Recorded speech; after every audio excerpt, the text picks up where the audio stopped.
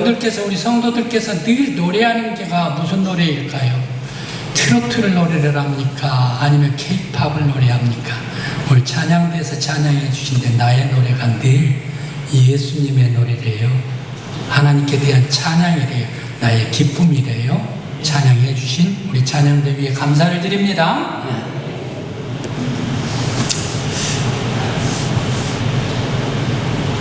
때는 1996년, 지금부터 30년 전이구만요. 한양대학교 미대 교수님께서, 제가 교구장이었는데, 목사님, 저 이천 곤지암에 가가지고 예배 좀 드려주십시오.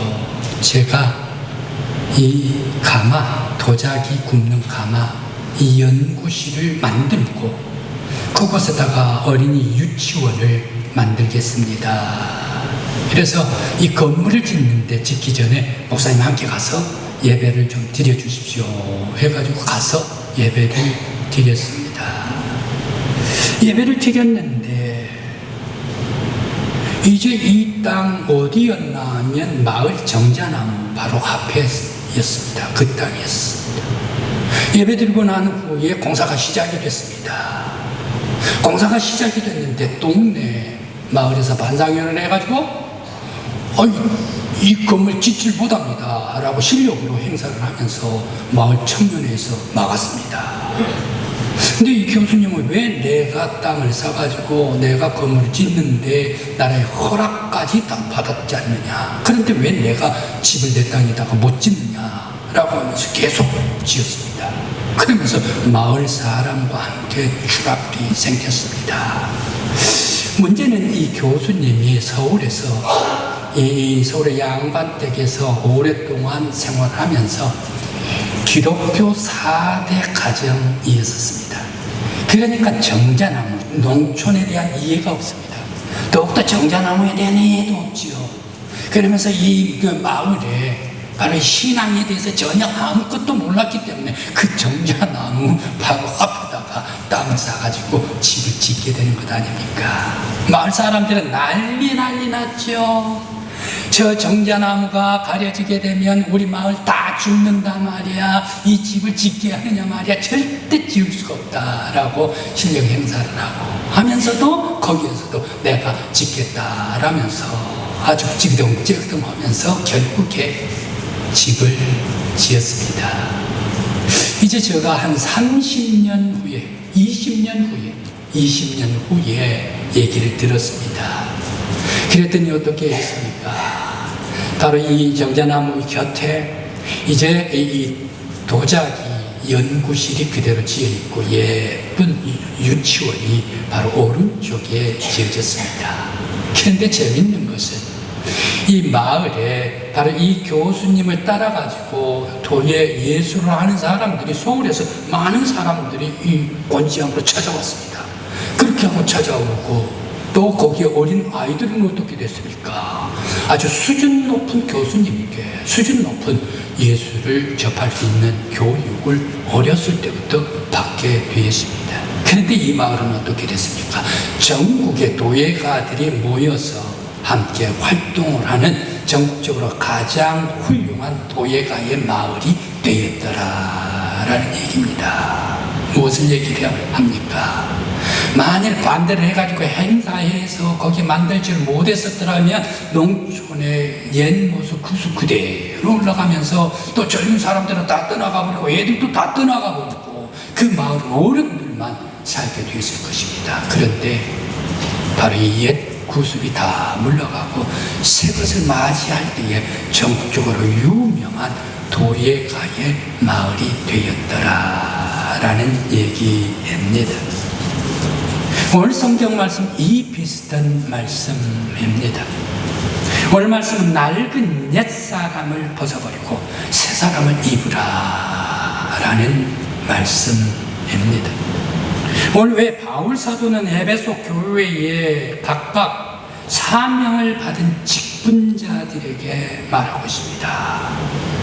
너희들은 온전한 새 사람을 입으라. 온전한 사람이 되라. 그리스도의 장성의 분량까지 이룰 수 있는 온전한 사람이 되라 라고 말씀을 하셨을 거예요.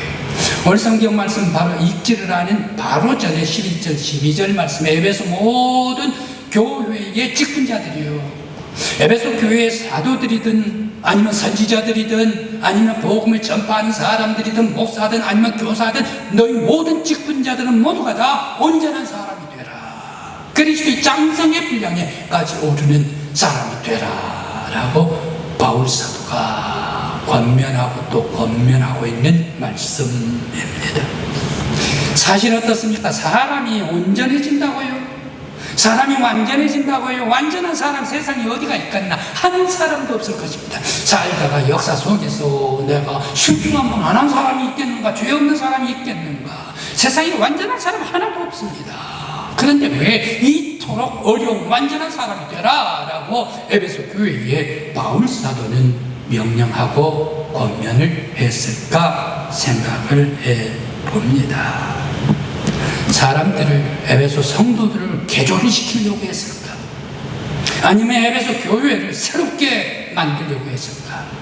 아니면 바울 사도의 또 다른 뜻이 있어서 너희 모든 사람들은 사도들이든지 아니면 선지자들이든지 교사들이든지 모든 사람들은 다 그리스도의 장성의 분량에 온전한 사람이 되라 라고 왜 말씀을 하셨을까 생각을 해봅니다.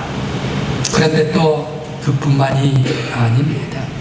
계속 이어서 17, 19절 말씀입니다. 옛사람을 벗어버리고 새사람을 입으라 라고 말씀을 하셨을까요? 옛사람을 17, 19절에서 말씀하고 있습니다. 옛사람은 허망한 것, 무지한 것, 마음이 굳어진 것, 영혼이 죽은 것, 그러면서 또 감각이 없는 것, 방탕, 방림, 쾌락, 세속, 욕심, 욕망, 이런 것들이 옛사람이래요. 이 모든 옛사람을 벗어버리라 라고 말하고 있을 거예요. 남자와 여자의 차이가 생활 속에 작은 것에 있는 것을 제가 한번 깨달아 보았습니다. 여자들은 어떻습니까? 여성들이라고 해야 되는데 여자라고 해가지고 여성들께서 조금 섭섭해 할는지는 모르겠습니다만은 여성이란 말은 일본식 언어랍니다. 그걸 인지 알았네요. 여자라는 말이 순 한글식 말이랍니다. 그래서 앞으로 여성, 남성 이 말보다 여자, 남자 이렇게 얘기를 해야 되겠구나라는 것을 제가 깨달았습니다. 아무튼 여자들은 어떻습니까? 여자들은 미장원에 가가지고 미용실에 가가지고 나 지금 하고 있는 머리 이게 너무너무 실증났어요. 그러니까 이 머리에서 확 새롭게 바꿔주세요 라고 얘기를 한답니다. 완벽하게 새롭게 변화시켜주세요 라고 얘기를 한답니다. 그렇게 해가지고 이제 미용실에서 잘 다듬어가지고 잘 다듬었는데 집에 와가지고 자기 마음에 들지를 않고 옛 모습이 그대로 남아있다면 그때부터 시작을 해가지고 저녁에 잠잘 때까지 두른두른 하면서 잔소리를 하는 게가 여자라네요. 그런데 남자들은 어떻습니까? 남자들은 이런 얘기 들었다면 아주 놀래 자빠질 것입니다. 남자들도 이발소에 가가지고 떡 앉습니다. 그렇게 해서 이발소 주인에게 얘기를 합니다. 제 머리요, 지금 너무너무 마음에 드는데요, 이 머리에서 조금 많이 길어서 그러는데 이 머리에서 변형시키지 말고 그대로 유지해가지고 조금씩만 정리해 주세요. 그렇게 얘기를 한답니다. 변화가 되지 않게. 그렇게 해가지고 이제 다 끝나고 집에 왔습니다. 집에 와가지고 거울 이렇게 보다가 완벽하게 자기 얼굴이 나타나지 않으면 어떻게 하는가? 그 다음부터 그 이발소에 안 가버린답니다. 바로 이것이 남자들이다 라고 얘기를 합니다. 제가 대학을 다닐 때 개학을 하면서 입었던 옷을 방학할 때까지 입었습니다. 왜? 어제 옷 도로 입고 오늘 옷 내일 도로 입고 꺼내 입고, 왜? 어제 입었던 것이 익숙하고 어제 입었던 것이 편안하기 때문에 계속해서 똑같은 옷을 입고 다녔었습니다. 때국물이 줄줄 흘렀나요? 최근엔 말입니다. 제가 심지어 신발도 마찬가지더라라는 얘기입니다. 신발이 여러 컬러가 있어요. 그런데 꼭 신는 신발만 신고 싶어요. 이상해요. 그렇게 해가지고 그 신발을 신었는데 세상에 그 신발만 신었는지 닳고 생고무창이 닳고 닳아져가지고 세상에 구멍이 뚫어가지고 피가 새더라고요. 아우, 이 아까운 신발 구멍이 뚫어져가지고 물이 샜네. 그때야 새로운 신발을 바꿔 신더란 얘기예요. 그러면서 바꿔 신으면서 더 신고 싶었었는데 이게 구멍이 뚫려가지고 할 수 없이 내가 버려야 되겠다. 고마워, 나랑 함께 걸어줘서 라고 하면서 어저가 최근에 신발 하나를 보냈었습니다. 남자들은 어떻습니까?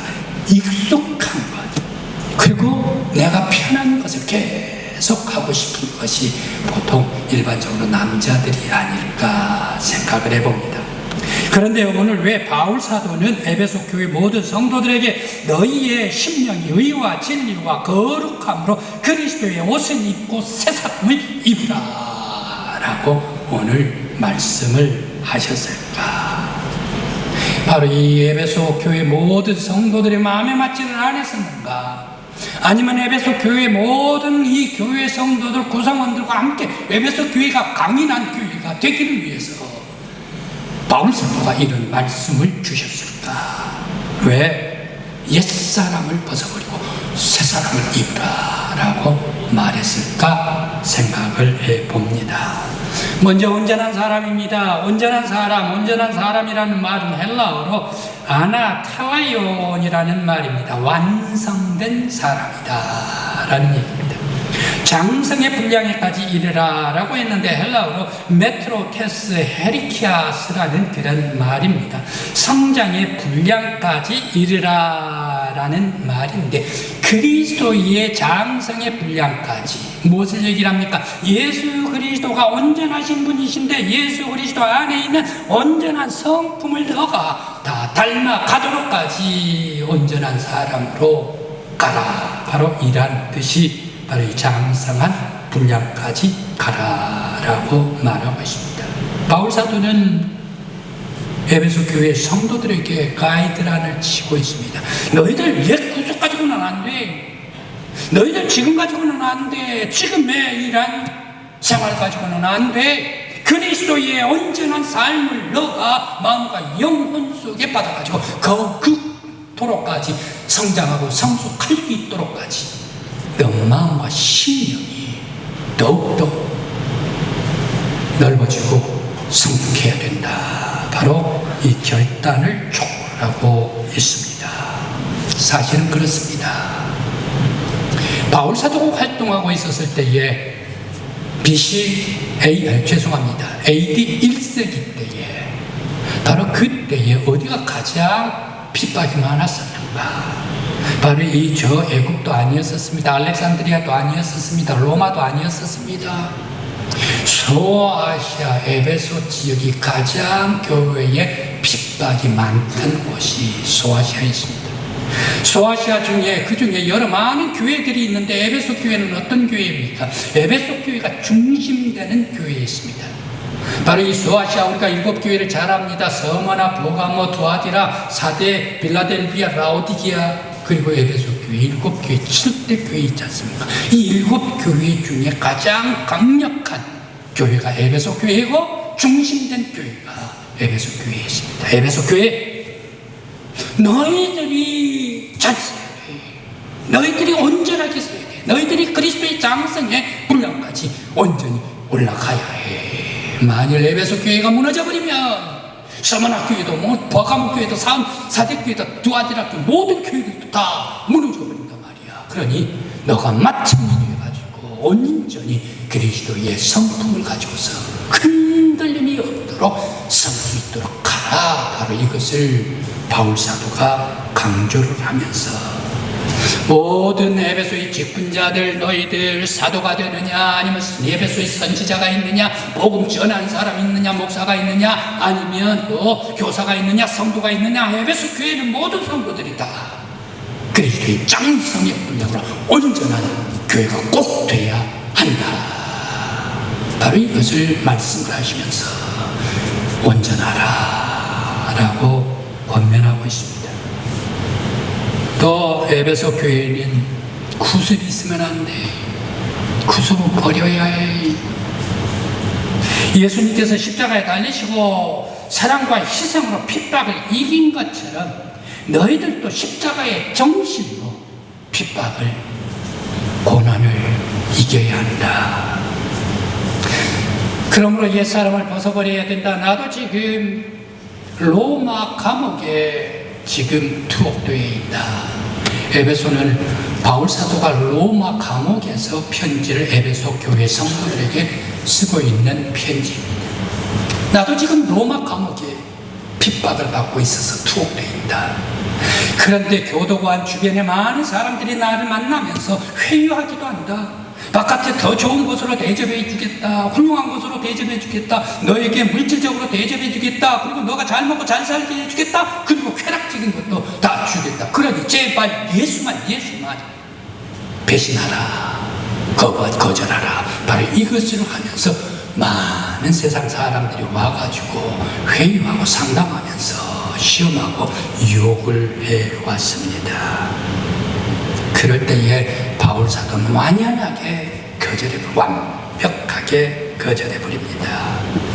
사람들이 쾌락과 물질과 욕심으로, 그리고 마음이 굳어지고 썩어져 있을 때에 유혹에 넘어가고 시험에 넘어가는 것이다. 너희들은 결코 허망한 것에 마음을 두지 말라. 무지한 것에 마음을 두지 말라. 마음이 굳어지지 말라. 세속적으로 나가지 말라. 방탕한 그의 욕심의 욕망에 넘어지지 말라. 옛것을 버릴 때에 시험을 이길 수가 있다라고 바울 사도는 말씀을 주시고 있습니다. 그러면서 핍박을 이길 수 있는 것은 새 사람이 되어야 한다. 오직 하나님의 사랑과 의와 십자가 예수 그리스도의 삶을 따라 살 때에 새 사람이 될 수가 있다. 그리스도의 장성의 분량에 오르기까지 너는 새 사람이 되어라.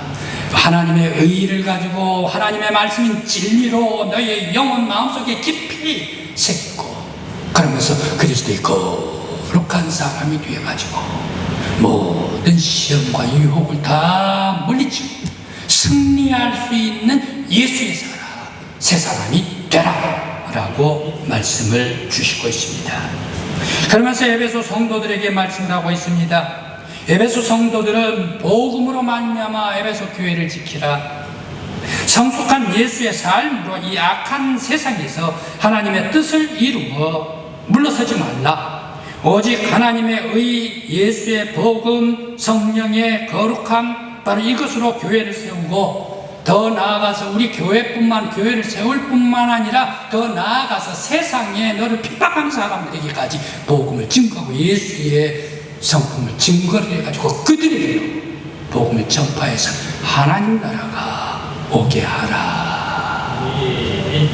바로 이것을 위해서 너가 옛사람을, 교회에서는 옛사람을, 사도들은 옛사람을, 그리고 선지자들도, 그리고 목사와 교사들도, 모든 성도들도 다 함께 옛사람을 벗어버리고 하나님의 진리에 서라라고 권면해주고 있습니다. 오늘 우리 성도 여러분, 여러분들에게, 우리 교회에게, 우리 한국 교회에게 바울 사도가 들려주신 이 말씀이 성령님께서 오늘 나에게, 우리 교회에 들려주시는 하나님의 음성 되시길 간절히 기원합니다. 오늘날 한국 교회는 침체되고 있습니다. 좋은 말을 하다가 보니까 침체죠. 우리 한국교회 성도들도 한국교회 상황을 보면서 현실을 받아들여야 됩니다. 점점 가라앉고 있다라는 얘기입니다. 깊이 내려앉고 있다라는 얘기입니다. 왜 이렇게 우리 한국교회가 가라앉고 있습니까? 침체를 넘어가지고 지나가지고 가라앉고 있습니까? 마음이 아픈데 말입니다. 교회 안에 성도들이 잘못된 그런 타락함으로 말미암아 스스로 자처하는 것이 있을 겁니다. 세상에 모범을 보이지 못해서, 세상에 말씀대로 살지 못해서, 세상에 하나님의 진리 그리스도의 의를 지키지 못해서 교회가 스스로 타락해가지고 가라앉고 있는 것도 사실이다. 그런데 또 하나, 세상의 바깥 사람들이 손가락질을 해대기 때문에 손가락질을 받아서 그로 인해서 추락해 가고 있는 부분도 있을 것이다 생각을 해봅니다. 아무튼 한국 교회는 지금 위기로 떨어지고 있습니다. 이 위기로 떨어지고 있을 때에 오늘 바울 사도가 말씀 주시는 이 말씀을 우리들은 깊이 새겨야 할 줄 믿습니다. 이스라엘 백성들이 바벨론 포로로 노예로 잡혀가지고 엄청나게 고생 많이 했습니다. 바벨론 사람들에게 고생을 하고 또 페르시아 사람들에게도 고생을 하고 말입니다. 엄청난 고생을 했는데 이제 이 바벨론 포로에 잡혀가가지고 길면 70년, 짧으면 50년 동안 생활을 하다가 이제 포로 송환이 됐습니다. 다시금 예루살렘으로 돌아오게 되었고 이스라엘로 돌아오게 되었습니다. 그 후에 80년이 지나서 440년 AD 440년 느헤미야 시대, 에스라 시대가 도래했습니다. 노예에서 돌아와가지고 80년 동안 살고 있는데 이스라엘 백성들이 왜 우리가 노예로 잡혀갔을까? 왜 우리가 심한 고통을 받았을까? 왜 우리나라가 이스라엘이 80년 전에 멸망해버렸을까? 그것을 퀘스천 마크로 물으면서 해결을 못 받아요. 해결을 못 받아. 벌써 100년이 지나갔는데 말입니다. 그때에 학사 에스라가 예루살렘 숨은 광장에 모든 이스라엘 백성들을 다 모이게 했습니다. 그러면서 그 모인 자리에 아침 새벽부터 성경 말씀을 읽었습니다. 성경 말씀을 읽으면서 낮에까지 성경 말씀을 계속 읽었습니다. 성경 말씀을 읽으면서 학사 에스라이기 때문에 해석을 했습니다. 히브리 성경 말씀에 봐가지고 아람어로 번역을 해줬습니다. 왜 그렇습니까? 목사님 거꾸로 해야 되지 않습니까? 아람어로 해가지고 히브리어 말로 해석을 해줘야 되지 않습니까? 왜? 이 사람들이 히브리 사람이기 때문에. 그런데 반대입니다. 왜 그랬습니까? 이스라엘 사람들이 히브리어를 하다가 아람의 저 바벨론으로 잡혀가가지고 모든 말 언어를 히브리 말은 딱 금해버리고 그 바벨론 말만 하다가 보니까 아람어만 배우고 말았다는 얘기. 80년 동안 넘어서 배워버리니까 아람어가 생활 언어가 되고 히브리어가 언어가 되지를 않습니다. 그러니까 성경은 히브리어 책으로 돼 있지, 히브리어로 돼 있지요. 히브리어를 보더라도 모두가 까막눈이지요. 그러니까 학사 에스라가 히브리어로 읽으면서 이스라엘 백성들이 하고 있는 말 아람어로 번역을 해 주었습니다. 성경 말씀은 이제 자기의 생활 언어로 히브리 백성들이 예루살렘 숨은 광장 앞에서 듣다가 보니까 세상에 우리가 이렇게 됐나 말이야. 하나님께서 원하시는 것은 모두가 다 배반해버리고 떠나가버리고 거절해버리고 우리가 이렇게 죄를 지었나 가슴을 치면서 성경 말씀을 들으면서 회개를 하고 자복을 합니다. 우리들이 지금까지 저 바벨론의 포로가 되었던 것은 하나님의 말씀을 배반을 해버렸기 때문이요. 우리가 지금까지 이렇게 고생한 것은 곧 우상을 섬겼기 때문이요. 이스라엘 모든 백성들이 다 패망해버리고 예루살렘 성전이 무너져버리고 예루살렘 이 돌담 이 성벽이 다 불타버리는 것, 바로 이것은 우리의 죄 때문입니다 라고 성경 말씀을 드리면서 자복하고 회개를 합니다. 온 이스라엘에서 회개를 합니다. 예루살렘부터 시작한 이 회개 자복이 온 이스라엘로 번져나갑니다. 그러면서 바로 이 7.7절 회개의 날을 정해가지고 회개를 하는데 일주일도 모자랍니다. 일주일을 더 선포해가지고 14일간 회개하고 회개하게 합니다. 그러면서 모든 사람들이 울면서 우리들이 잘못했습니다. 이런 것이 잘못됐습니다 라고 회개를 할 때에 에스라는 얘기를 합니다. 대제사장은 얘기를 합니다. 이제 내일은 거룩한 성일이다. 거룩한 성일날 왜 너희들이 슬퍼하고 우느냐 말이야. 성일은 기뻐해야 되지 않겠는가. 눈물 뚝 하면서 우리 다 함께 성일에 즐거워하자 라고 성일을 맞이하면서 잔치를 벌입니다. 그러면서 모두 기뻐하면서 자기의 고향으로 되돌아갔습니다. 이스라엘을 왜 다시 하나님께서 받아주셨나? 왜 포로된 이스라엘 백성들을 새롭게 선민으로서 하나님의 백성으로 받아주셨나? 회개가 있었기 때문에, 자복했기 때문에, 지난날에 잘못된 그날 하나님을 멀리했던 것들, 그러면서 자기의 쾌락 속에 살았던 것들, 그러면서 우상을 섬겼던 것들, 방종했던 것들, 하나님의 말씀에 순종하지 않았던 것들을 자복하고 회개할 때에 하나님께서 새 이스라엘로 받아주시더라. 오늘 우리 한국교회 새롭게 하나님 앞에 새로운 소망의 교회, 희망의 교회가 되려면 회개가 필요합니다. 자복해야 합니다. 지난날의 모든 옛사람들, 우리만 좋아했었던 것, 우리만 뽐냈던, 우리만 교만했었던 것들, 하나님 앞에 멀리 되었던 것들, 하나님의 의를 따르지 못했던 것들, 진리의 삶, 말씀의 삶에 순종하지 못했던 것들 회개하고 자복할 때에 다시금 우리 한국교회를 받아주실 줄 믿습니다. 우리 교회 모든 믿음의 성도들이 먼저 회개하고 잘못된 것을 자복하고 옛것은 다 벗어버리고 예수 그리스도의 장성에 분량이까지 오르면서 새 사람이 되는 우리 한국교회 성도들 되시길 간절히 기원합니다. 토마스 모어가 유토피아를 썼습니다. 토마스 모어는 헨리 8세 영국의 왕 밑에서 대법관을 지냈었습니다.